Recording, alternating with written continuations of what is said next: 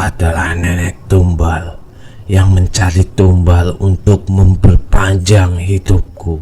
Sebuah perjalanan yang seharusnya menjadi petualangan indah berubah menjadi mimpi buruk bagi Yogi ketika ia bersua dengan nenek pencari tumbal. Kisah ini saya dapatkan dari pengalaman nyata saudara saya sewaktu ia masih berusia 20 tahun dan tinggal di daerah desa terpencil di daerah pegunungan. Selamat datang di channel saya, dan inilah kisah horor by Ajik. Selamat menyaksikan, semoga kalian menikmati atmosfer keseramannya.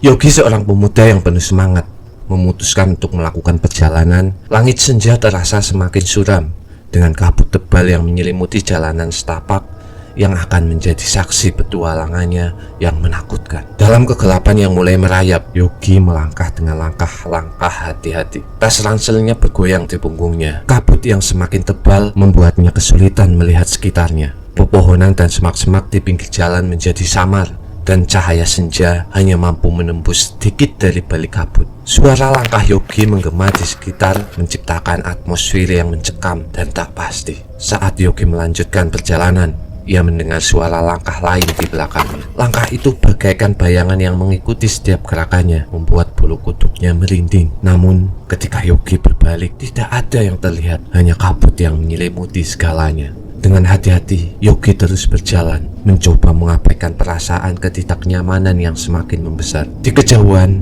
sinar cahaya dari lampu jalan kabur oleh kabut, menunjukkan bahwa kampung sebelah semakin dekat. Namun semakin mendekat, semakin tak pasti pula perasaan Yogi. Saat Yogi tiba di depan sebuah sekolah kanak-kanak yang terbengkalai, suasana menjadi semakin menyeramkan. Bangunan yang kuno dan terabaikan itu menyambutnya dengan keheningan yang menggema di antara langit yang gelap dan kabut yang semakin pekat. Yogi ragu sejenak, tetapi rasa ingin tahunya mendorongnya untuk melangkah masuk. Tiba di pelataran sekolah, Yogi melihat sosok yang duduk di bangku taman yang rapuh.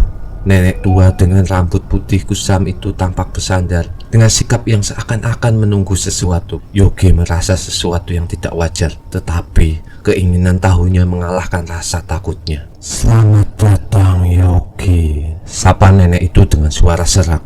Aku adalah nenek tumbal yang mencari tumbal untuk memperpanjang hidupku. Kau adalah pilihan yang sempurna. Yogi terkejut mendengar kata-kata itu.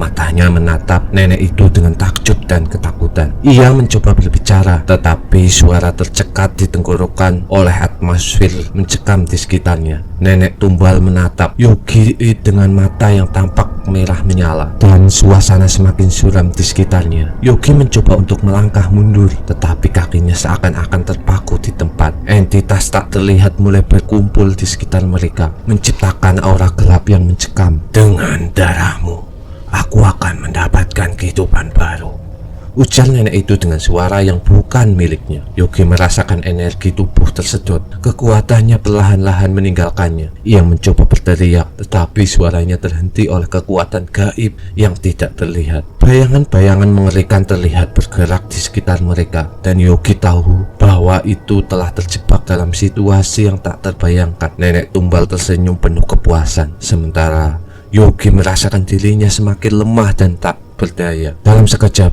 Yogi merasa tubuhnya terhempas ke tanah. Nenek tumbal mengepalkan tangannya, dan kegelapan menyelimuti pandangan Yogi. Suasana seolah berubah menjadi ritual kuno yang menakutkan, dan Yogi menyadari bahwa ia telah menjadi korban bagi keinginan jahat nenek itu. Ketika Yogi terbangun, ia merasa seperti terbangun dari mimpi buruk. Namun sekelilingnya tidak ada lagi kabut tebal atau suara langkah misterius. Ia berada di tempat yang sama, tetapi seolah-olah kejadian mengerikan tadi hanyalah ilusi. Yogi bangkit dengan tubuh yang gemetar, mencoba memahami apa yang baru saja terjadi. Sekolah kanak-kanak yang terbengkalai itu sekarang tampak sepi, tanpa jejak nenek tumbal atau tanda-tanda kegelapan yang tadi menyelimuti. Dengan hati yang masih berdebar, Yogi melanjutkan perjalanan menuju kampung sebelah. Namun, bayangan peristiwa mengerikan tadi selalu menghantuinya, dan ia merasa bahwa sesuatu telah mengikuti langkahnya. Sejak saat itu, Yogi sadar bahwa ia mungkin tidak pernah bisa melupakan pertemuan mengerikan dengan nenek tumbal di sore hari yang berkabut itu.